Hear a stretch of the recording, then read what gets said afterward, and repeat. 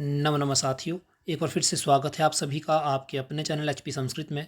साथियों, अभी मैं आपके लिए प्रश्न पत्र लेके आया हूँ पोस्ट कोड 829 के विषय में, जो कि जेई इलेक्ट्रिकल के संदर्भ में है। 156 वैकेंसीज के लिए साथियों यह आज की दिनांक की परीक्षा हुई है। इसी प्रश्न पत्र को अभी हम हल करेंगे।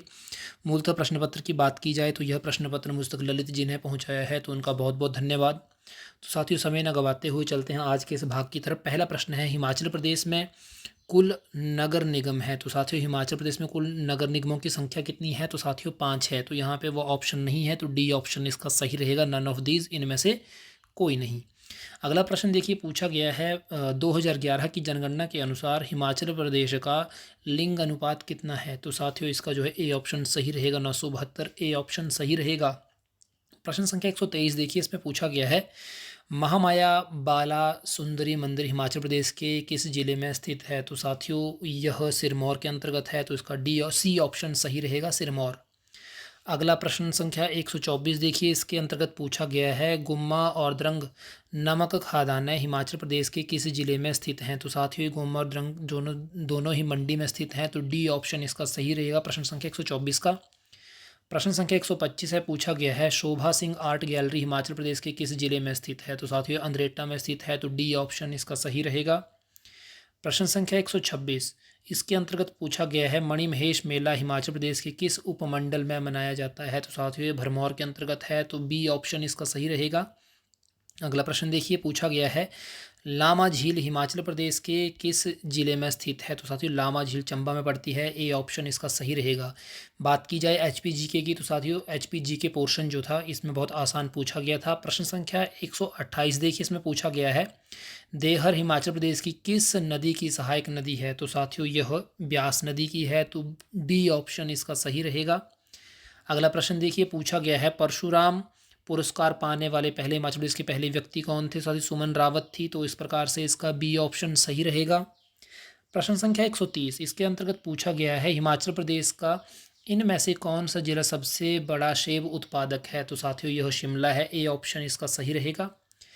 प्रश्न संख्या 131, पूछा गया है, गुलेर रियासत इनमें इनके द्वारा स्थापित की गई। साथियों गुलेर को स्थापित किया था हरिचंद के द्वारा, तो ए ऑप्शन इसका सही रहेगा। प्रश्न संख्या 132 देखिए, पूछा गया है, all India state people conference के किस अधिवेशन में शिमला हिल स्टेट हिमालयन रियासती प्रजामंडल बना था? तो साथियों यह 1939 में बना था और यह शिमला के अंतर्गत ही अधिवेशन हुआ था, तो यहाँ पे जो है डी ऑप्शन सही रहेगा, नन ऑफ दीज। शिमला में ही यह बैठक हुई थी, पद्मदेव को इसका अध्यक्ष बनाया गया था, इस प्रकार से ये घटना हुई थी। प्रश्न संख्या 133, इसमें पूछा गया है, हिमाचल प्रदेश अनिवार्य प्राथमिक शिक्षा अभियान किस वर्ष में बनाया गया? ये तो साथियों 1953 में बनाया गया था, सी ऑप्शन इसका सही रहेगा। प्रश्न संख्या 134, इसमें पूछा गया है, डॉक्टर वाई एस परमार प्रथम बार हिमाचल प्रदेश के मुख्यमंत्री कब बने थे? तो साथियों 24 मार्च 1952 को बने थे, ए ऑप्शन इसका सही रहेगा। अगला प्रश्न देखिए, प्रश्न संख्या 135 में पूछा गया है, travels in the Himachal province of Hindustan पुस्तक किसने लिखी है? तो विलियम वूलक्राफ्ट के द्वारा लिखी गई है। रिपीटेड प्रश्न है साथियों, 4 से 5 बार अब तक ये पूछा जा चुका है, ए ऑप्शन इसका सही रहेगा।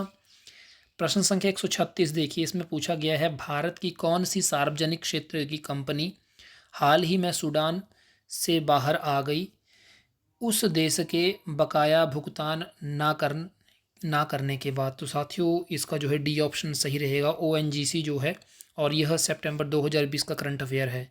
अगला प्रश्न साथियों, ये साथियों थोड़ा साफ नहीं होगा, परंतु प्रश्न सुनिए, हाल ही में किस देश ने चीन के सामानों का प्रतिबंध के सामानों पर प्रतिबंध लगा दिया, यह कर कि वहाँ पर फॉर्म्ड लेबर प्रथा लागू है? तो साथियों ये यूएसए के द्वारा किया गया यह कार्य, तो बी ऑप्शन इसका सही रहेगा, सितंबर 2020 का ही यह करंट अफेयर है।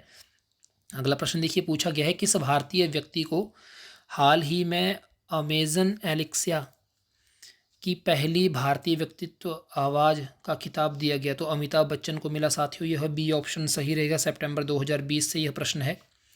अगला प्रश्न देखिए, पूछा गया है, विश्व में अंतर्राष्ट्रीय साक्षरता दिवस हर वर्ष किस तारीख को मनाया जाता है? साथियों 8 सितंबर को मनाया जाता है, तो ए ऑप्शन इसका सही रहेगा। प्रश्न संख्या 140 देखिए, इसके अंतर्गत पूछा गया है भारत ने किस देश के साथ मैरीटाइम सिक्योरिटी एंड कोऑपरेशन पर हाल ही में वर्चुअल सभा की। तो साथियों यह इंडिया और इसके साथ में नाइजीरिया के बीच में हुई है, तो यह बी ऑप्शन इसका सही रहेगा।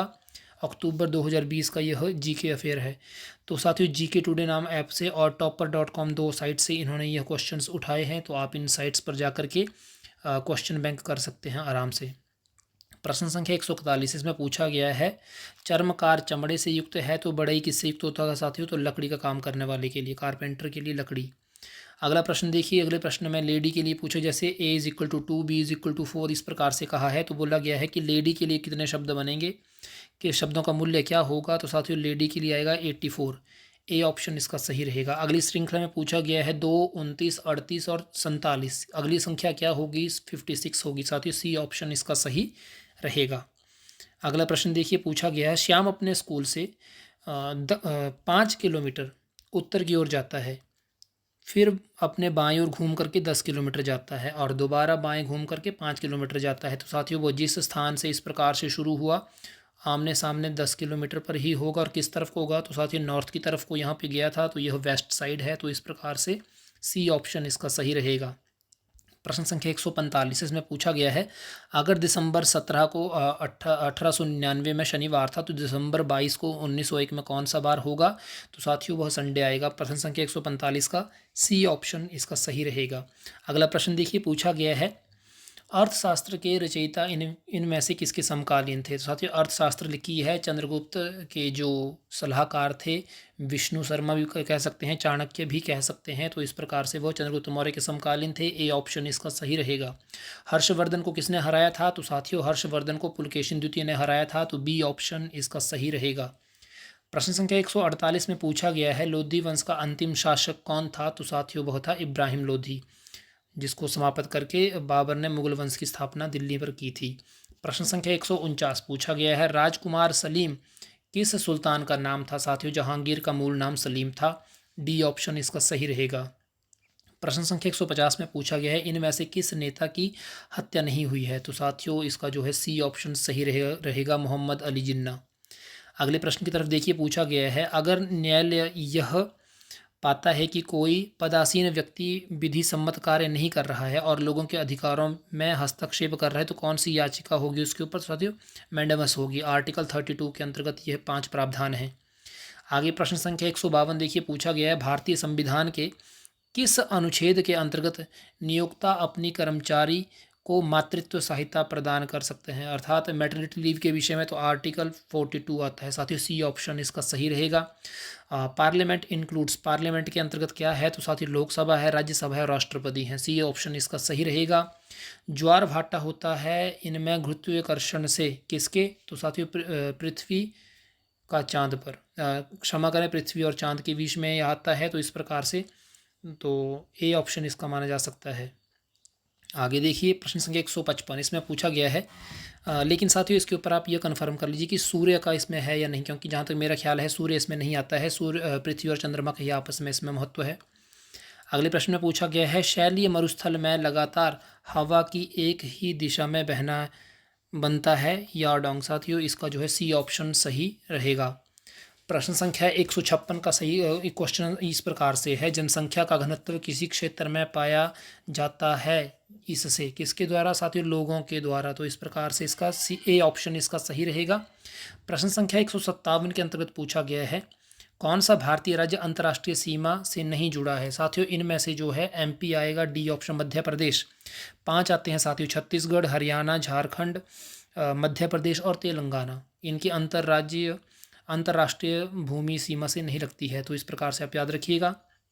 प्रश्न संख्या 158 पूछा गया है भारत में सबसे बड़ी सिंचाई नहर कौन सी है? तो साथियों वह आती है इंदिरा गांधी नहर, तो इस प्रकार से बी ऑप्शन सही रहेगा। भाखड़ा नंगल से शुरू होकर के राजस्थान तक चलती है, 650 किलोमीटर के आसपास यह बनती है। अगले प्रश्न की तरफ चलिए, प्रश्न संख्या 159 इसमें पूछा गया है दिल्ली में शीतकालीन वर्षा होती है इसके कारण किसके कारण? तो वेस्टर्न डिस्ट्रीब्यूट्स के कारण, तो इस प्रकार से वेस्टर्न डिस्टर्बेंस जो भी है उसके कारण यह होता है, पश्चिमी विक्षोभ के कारण, तो सी ऑप्शन इसका सही रहेगा। प्रश्न संख्या 160 इसमें पूछा गया है स्वतंत्र भारत का पहला सार्वजनिक क्षेत्र का संस्थान कौन सा है? तो साथियों दामोदर वैली कॉरपोरेशन था। डी ऑप्शन इसका सही रहेगा। अगले प्रश्न में पूछा गया है कौन सा रुद्र कणिकाएं रोगों के प्रति प्रतिरोधक क्षमता बढ़ाने में सहयोग करती है? तो साथियों इस प्रश्न का ए ऑप्शन सही रहेगा। प्रश्न संख्या 162 इसमें पूछा गया है विद्युत तापीय उपकरण के तापीय अवयव बनाने में प्रयुक्त मिश्र धातु कौन सी है? साथियों नाइक्रोम है। तो इस प्रकार से प्रश्न संख्या 62 का सी ऑप्शन सही रहेगा। इंग्लिश से संबंधित प्रश्न यह रहे, डिस्क्रिप्शन में आप भी इसके ऊपर कमेंट कर सकते हैं। आगे देखिए हिंदी से संबंधित अत्युक्ति में संधि विच्छेद कौन सा है? तो साथियों अति प्लस उक्ति, इस प्रकार से यह यण संधि के अंतर्गत आता है। ए ऑप्शन सही रहेगा। अनसुना, अनसुना शब्द जो है साथियों विशेषण विशेष्य से युक्त है, तो वह तत्पुरुष के अंतर्गत कर्मधारय समास आएगा, उसमें आप कर सकते हैं। डी ऑप्शन सही रहेगा। हरा का भाववाचक क्या है? तो साथियों हरा का आएगा हरियाली। और सच का विशेषण क्या है? तो साथियों वो है सच्चा। तो इस प्रकार से अभी आपने पोस्ट कोड 829 के प्रश्न पत्र को हल कर लिया है।